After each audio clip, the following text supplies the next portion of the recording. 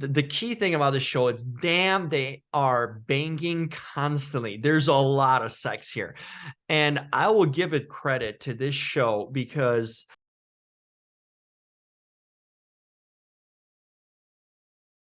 what's up? What's up? It's Jim Alexander with Real Talker. Today we are talking about, that is, I'm reviewing Tell Me Lies, Tell Me Sweet Little Lies. Oh, no, not the song. We're talking about the show, the series, Tell Me Lies on Hulu.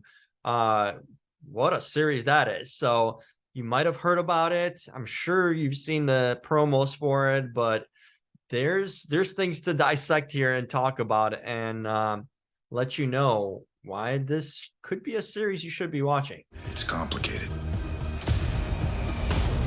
I don't know what to believe. I really care about you.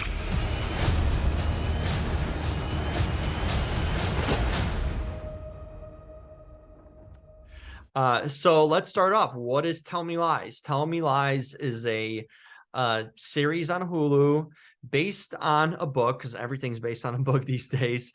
I guess it was, I never read it, so I don't know about the book portion of it, but it is based on that. I'm just living vicariously through a show. But it is unfortunately, only 10 episodes, which is kind of the norm actually now for these series. So 10 episode series, and a lot happens. So they're about, uh close to an hour's, like 45 to 50 minutes, depends length. So you're getting a decent amount of time here watching it week to week. So it's releasing on a weekly basis.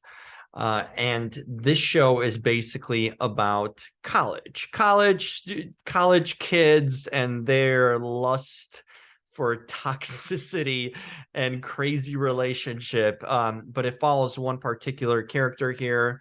It's kind of an ensemble, but there's two main actors here. The lead is Lucy Albright. That's the character's name, played by Grace Van Patten. Okay, not Van Patten. We're not banning her from anything. Grace Van Patten and Jackson White, who plays Stephen DeMarco here, the notorious Stephen. We're going to get into that, but it's an ensemble cast. It's a group of friends sort of thing. You see the same characters and actors over and over, but they're the two kind of main ones on the show. And it's basically about it's a Lucy's kind of point of view here, a story of a woman's obsession with a man who's a charmer, to say the least, but that would be Steven. But they're in this intoxicating, toxic relationship. It's spanned over time, so the story's kind of told from a perspective of time that's passed by. So it takes place over 8 years. So it starts when Lucy's a college freshman, and it kind of goes 8 years after. So you get that time frame. So you get 18 basically to mid 20s right there. So that's where the story kind of takes place, and it mostly stays in the college years, at least early on in the season, before it jumps to kind of the different side, the modern side, I guess. Or it takes place too. It's a little bit of trip of a memory down memory lane. It's in the, I think, 2013-ish or 2000 or 2007. Geez, but I know there's BlackBerry, so wherever the BlackBerry phones are popular, they're in this show. It's like everyone's got a BlackBerry. So I'll double check when it takes place exactly, but it's not too far away in the past where you can relate to it. Like I still remember BlackBerries, and the fashion, of course, that's also noticeable. The way people dress in the show is interesting. The show starts out in the first episode with like one of the characters, I'm not going to give it away too much, but it's in the first episode, dies. Okay. And then it's a sort of a mystery of how or why, and everyone's kind of involved because they were close to this girl. Oops, I gave it away.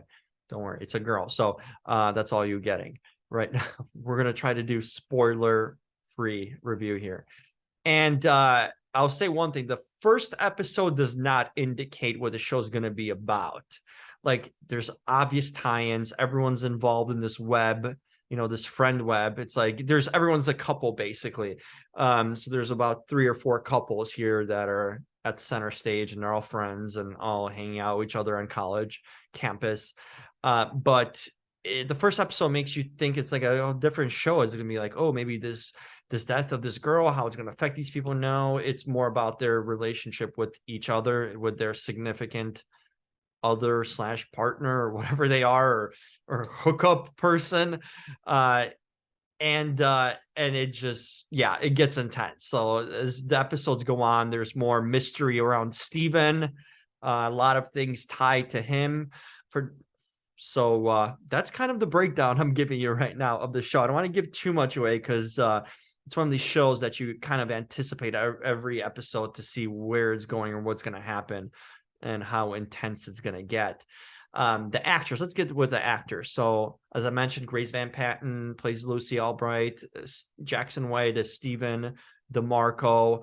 Other key characters here are Catherine Missal plays Bree, who's obviously friends with Lucy.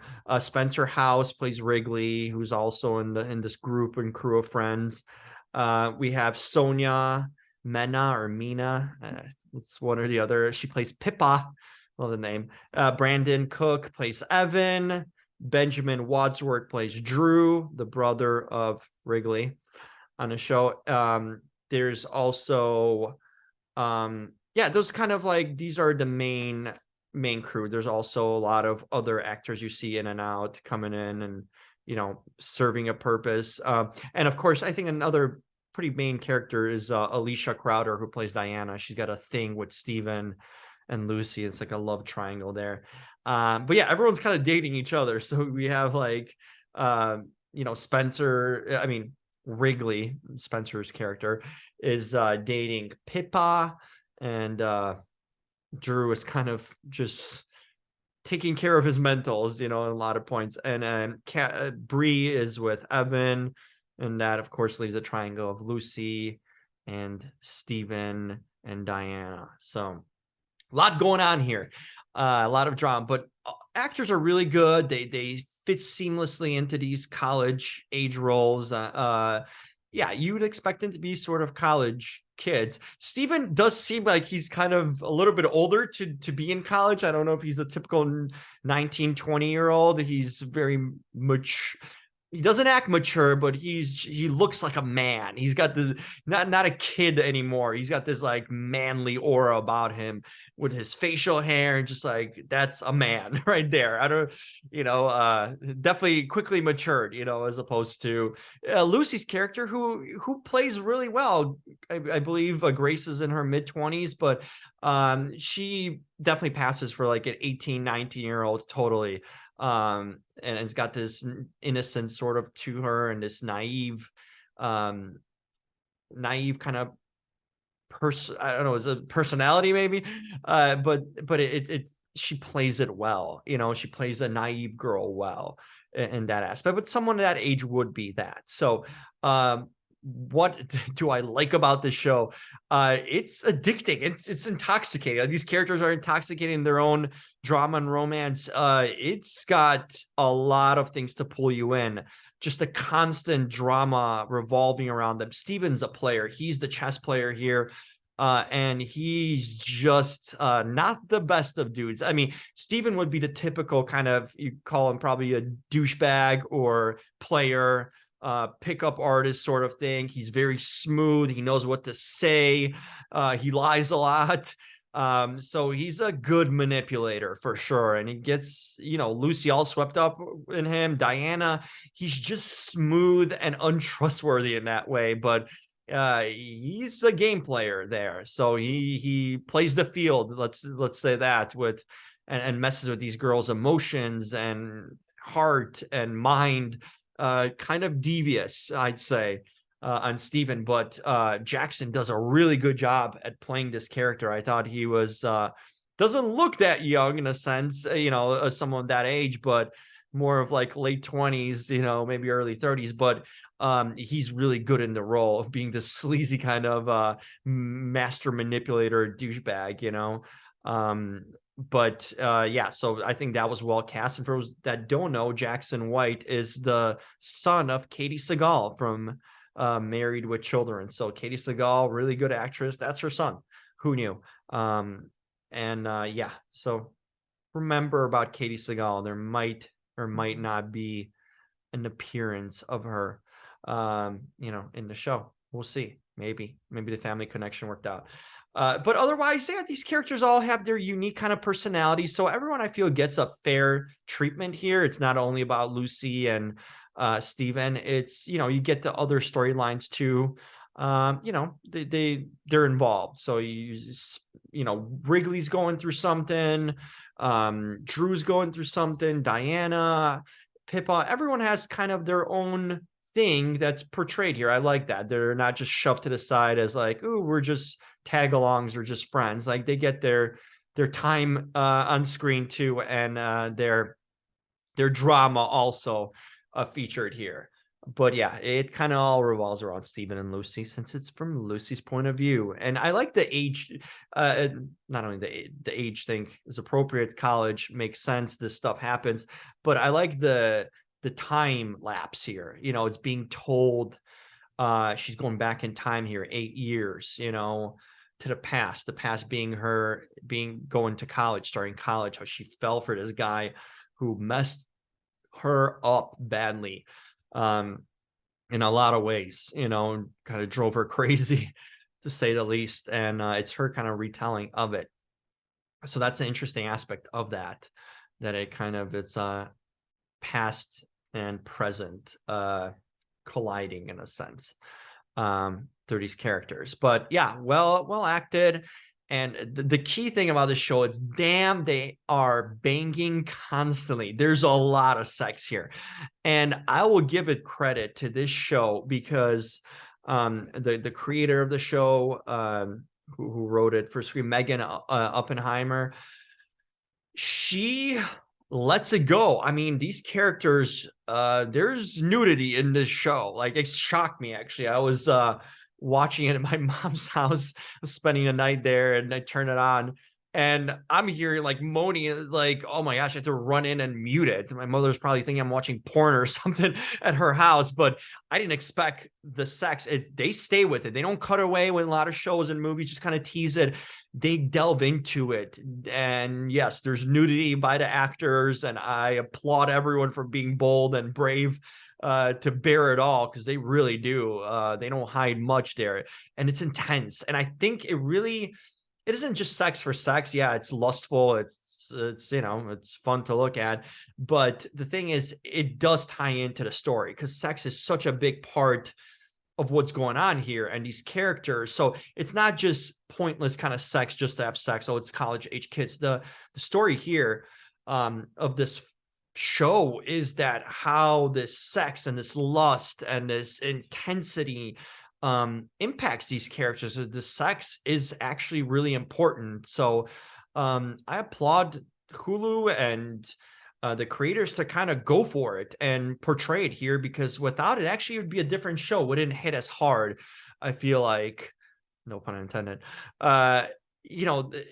What it is, because you see then why Lucy's like swept up about Steven, because the tense sexual nature of their relationship, and the moments they have are elaborate, so you get to understand why this sex is kind of intoxicating and poisonous and toxic in a way, because it's intense and it's pleasurable, and the actors do a really good job of portraying that. And then kudos to them for that, and the show for actually letting it out there and letting it go in a sense, and not really censoring it. And I felt like it does serve the story legitimately, to have that depicted. So if you're into like hot, steamy sex too in a show, this one delivers on that aspect. It is hot, it is intense, and it is not holding back.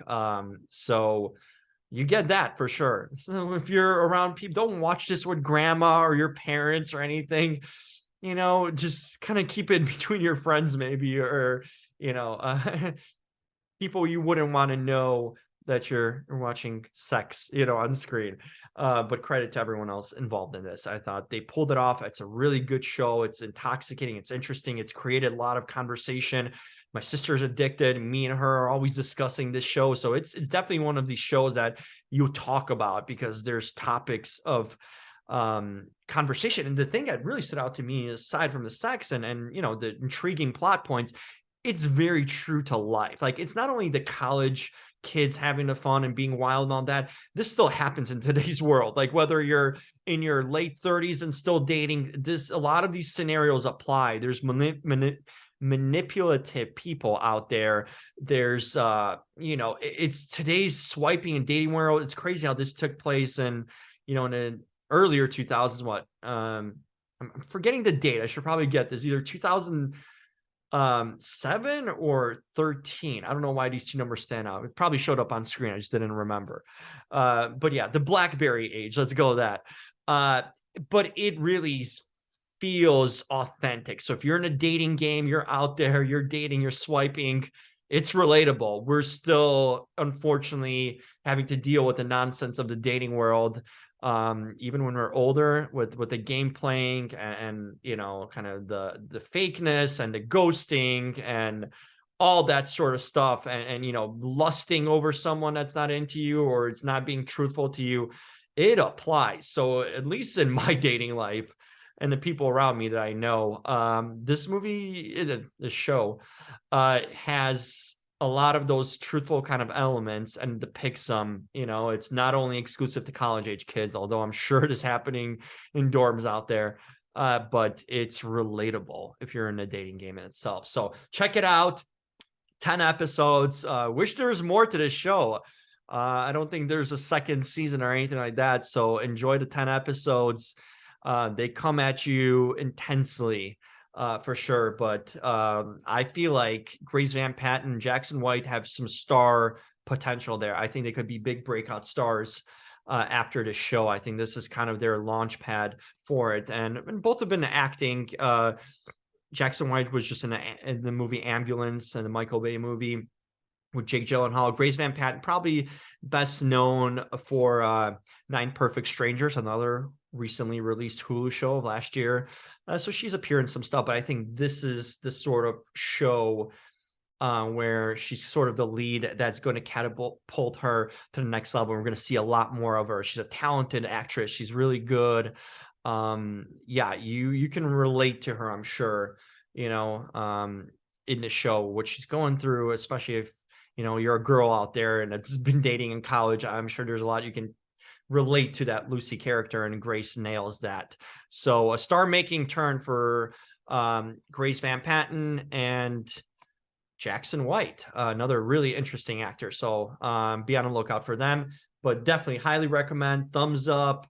I'm going to give the score probably in a written portion of this if there is, but highly recommend. If I'm giving grades on it, this is probably okay. Let's do grades. People like that.